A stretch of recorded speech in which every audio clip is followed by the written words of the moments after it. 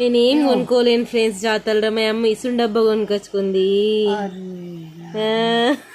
గాజులు తెచ్చుకున్నా.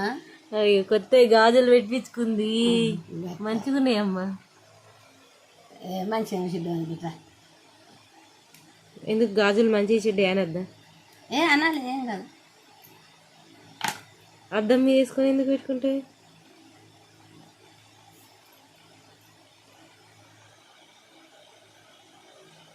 బొట్టు గాయాలతో పెట్టద్దు అంటారు కానీ గీయలతో పెట్టాలి అంటుంది. ఏది ఇప్పుడు ఆడ అంగుతుంది పెట్ట నాకు అంగది.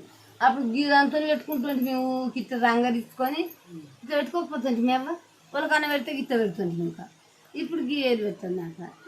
ఇక ఇప్పటికీ నాకు రావు వచ్చిన కాడికే చేస్తా. ఇసును ఎప్పుడు కొన్నావే అమ్మ? నిన్న దాదాలు ఇసుని డబ్బా కొనుక్కున్నా.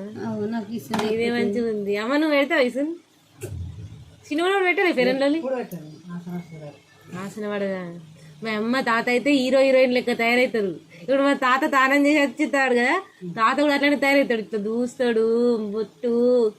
మా అమ్మ కూడా మీ పుడితే మామూలుగా రెడీ గారు వాళ్ళు ఓళ్ళు కూడా ఉంటారు. అలా లెక్క తెలుసా? జంట పావురాలు వాళ్ళు, ప్రేమ పావురాలు. మరి ఏం చేస్తుంది? మా అమ్మ అట్లనే తయారవుతుంది.